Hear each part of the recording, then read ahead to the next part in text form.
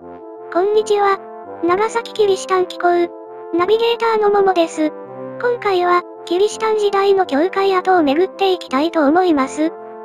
長崎は、1570年大村領長崎の開港協定が結ばれ、翌年にポルトガル船が初入港することによって、南蛮船が寄港する国際都市として発展しました。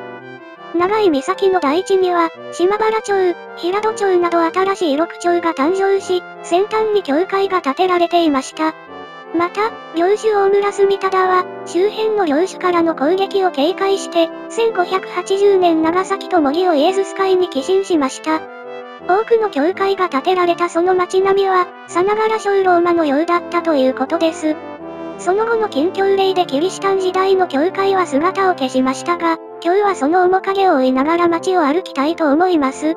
アップダウンはあまりないけれど、歩く距離は長いので、急がずゆっくり行きましょうね。長崎駅から徒歩数分で、かつてキリシタンの教会と病院があった本蓮寺に着きます。サンジョアン教会、サンラザロ病院の跡と石碑に書かれていますね。サンジョアン教会の正式名は、サンジョアンバプチスタ教会です。1592年にポルトガル船の船長によって建てられ、1614年の改築の際に、26聖人の一人、バプチスタ神父の名前にちなんでバプチスタ教会と呼ばれるようになりました。教会の傍らには、ハンセン病患者のためのサンラザロ病院が建てられ、キリシタンの慈善団体ミゼリコルディアが運営に当たっていました。この教会は、キリシタン時代の長崎三大教会の一つに数えられていました。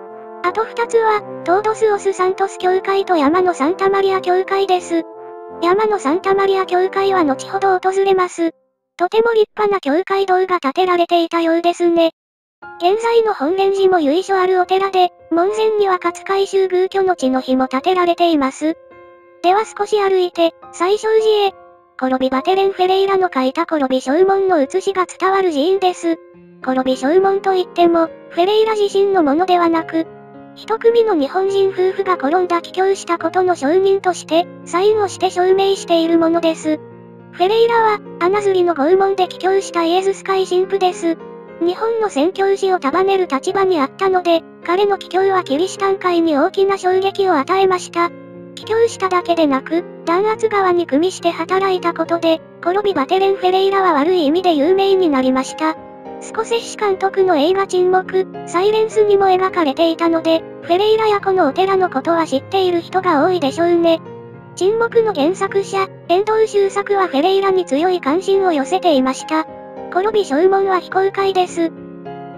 小道をテクテク歩いていきますと、長崎歴史文化博物館が現れます。こちらにあったのが、山のサンタマリア教会ですね。もともとポルトガルの船員には、航海の安全を願って、港に面した山にサンタマリア教会を建てる習慣がありました。それで長崎湾を見下ろす位置にあるこの立山にも1591年に、山のサンタマリアと呼ばれる純白の教会が建てられました。この教会は禁教令により、1614年に破却され、跡地には、キリシタンを取り調べる立山役所が置かれました。また、時は下って明治政府による浦上キリシタンル廃の際も、信徒たちはこの役所に集められ、ここから港に連行され、船で各地へと流されていきました。歴史の中で何度も出てくる、意味深い場所ですね。現在は長崎歴史文化博物館となっていて、観光客や地元住民に学びの場を提供しています。展示の中にはキリシタン関連のものもあり、長崎奉行所の復元部分が充実しています。奉行所のお知らせは特に印象に残ります。実際にキリシタンが取り調べられ、帰郷を迫る説得や拷問を受けた場所に、このように再現されていると、ものすごい迫力を感じます。外に出ると、長崎会所跡の碑が建てられていますね。長崎奉行の支配下で、オランダや中国との貿易業務と幕府の銀運上、税の徴収を行っていました。この周辺に立山役所の役人たちが住んでいたようです。さて次は、少し心躍る場所へと参りましょうか。サントドミンゴ教会跡資料館です。桜町小学校の敷地内の一角にあります。小学校の建て直しの際に発見され、発掘された遺構がそのままの形で見られるように保存されています。素敵ですよね。古代の遺跡に迷い込んだかのようです。サントドミンゴ教会は、1609年にドミニコ会士が建てた教会で、禁教令で破壊された後は、代官屋敷が建てられました。教会時代の石畳や地下室、排水溝、大量の花十字紋瓦などが発見されており、出土品も展示されています。その地層の上には、教会破却後に建てられた代官屋敷時代の井戸などの遺構が残されており、教会から迫害へと劇的に変化した様子が伺えます。時代の変遷を語る貴重な資料であることから、長崎市では発掘現場をそのまま保存し、資料館として公開することに決定しました。本当にいい決定をしてくれたものですね。管理は長崎市教育委員会が行っています。さて、この場所を教会用地として寄進した村山東庵は、商人として富を得て長崎代官となった人物で、熱心なキリシタンでした。だけど禁教令が出てからは、東庵の運命は一転しました。処刑され、長崎代官の地位は末継平蔵が受けました。末継家は貿易で巨万の富を得ますが、密貿易が発覚して失脚。1739年から幕末までは、次の長崎代官となった高木家が世襲しました。資料館では村山、末継、高木それぞれの時代の地層と遺構を見ることができます。こちらが発掘された花十字紋瓦です。85個ほど見つかっているということです。とても美しいですよね。メダイや十字架、聖骨箱などもあります。ここだけでなく周辺の教会跡から発見されたものもあります。真心の込められた教会堂だったことがわかりますね。それでは名残惜しいのですが、次の目的地へと向かいましょう。次も教会跡です。こちらはサンフランシスコ教会修道院跡です。サントドミンゴ教会跡から大きな道を渡ってすぐのところにあって、当時の小ローマぶりが感じられます。石碑と解説板しかありませんが、解説板を読んでみましょうか。この教会は慶長16年1611年アスンシオン神父によって建て始められた。しかし完成しないうちに同19年に破壊されてしまった悲劇の教会である。後、桜町楼が置かれた。この楼には禁教時代の信者が捕らえられ、改修を強いられたりした。教会だったのに、一転。というのは山のサンタマリア教会やサントドミンゴ教会と同じですね。幕末の信徒発見によってその存在が明らかになった浦上キリシタンも、この楼に入れられ、帰郷しなかった者は西日本各地に配流されました。この最後の迫害を浦上4番崩れと言い、各地への流配を、信徒たちは旅と呼んで耐え忍びました。現在桜町楼の跡地は、長崎市役所の別館となっています。では次は、ミゼリコルディア本部跡へと参りましょう。キリシタン時代、ミゼリコルディアの組という慈善団体の本部があった場所です。ポルトガル語でミゼリコルディアは慈悲を意味し、ポルトガルではミゼリコルディアと名付けられた新人会が他者への愛を実践する活動を行っていました。そのミゼリコルディアに倣った組織が日本でも結成され、ミゼリコルディアの組と呼ばれるようになりました。多くの一般信徒が自発的に奉仕活動をしていたのが特徴で、会員が私財を投じ、病院や学校を建て、老人ホームや孤児院の運営、未亡人の救済まで行っていました。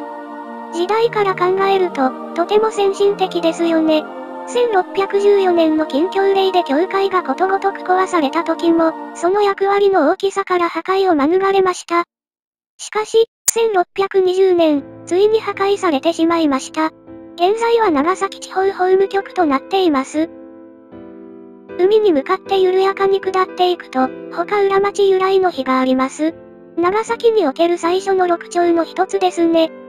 なんか岬に町づくりをしたことから長崎になったと言います。この辺りは長崎最古の土地になるのでしょう。大通りを渡るとあるのが、長崎県庁です。ここはイエズス会本部、奉行所西役所、海軍伝習所跡だと書かれています。時代によって様々に移り変わってきたんですね。イエズス会本部には、司教官、コレジオ、セミナリオなどがありました。まさにイエズス会の日本布教の中心地だったわけです。それぞれの時代のことが解説板に書かれていますが、イエズス会本部跡のところだけ読んでおくとしましょう。イエズス会本部跡。元亀2年1571年長崎の港にポルトガル船が初めて入港し、長崎に新しい町が作られた時、フィレイレド神父はポルトガル人や日本人の信仰の中心として、その町の突端に小さな聖堂を建て、その教会はサンパウロの教会岬の教会と名付けられました。その後数回の建て直しを経て、慶長6年1601年には当時の長崎で一番大きな教会が建てられ、飛翔天の聖母の教会と呼ばれるようになりました。ここにはイエズス会本部や司教館やコレジオが置かれていましたが、慶長19年1614年、キリシタン禁教令により破壊されました。現在、発掘が行われていて、その調査結果の発表が期待されています。待ち遠しいですね。道の曲がり角には、南蛮船来航のハトバートの石碑が建てられています。今は埋め立てられてオフィス官庁街ですが、この辺りが港だったんですね。1582年、バリニャーノは天正剣王使節の少年たちとこの港を旅立ちました。天正剣王使節の4少年はローマ教皇に謁見し、8年5ヶ月後にこの港に戻ってきました。8年5ヶ月の間に日本は大きく変わり、キリシタンに対する風向きは全く逆になっていて、キリスト教禁令が発布されていました。少年たちはこの港で何を思ったのでしょう。様々なことが起こった港だと思うと、何とも言えない思いが湧いてきて、立ち去りがたくなりますね。今日最後の訪問地は出島です。歴史の舞台として欠かすことのできない場所ですね。今は周りが埋められて、島ではなくなっています。1634年、幕府は長崎の有力商人に命じて人工島の築造に乗り出し、1636年出島が完成しました。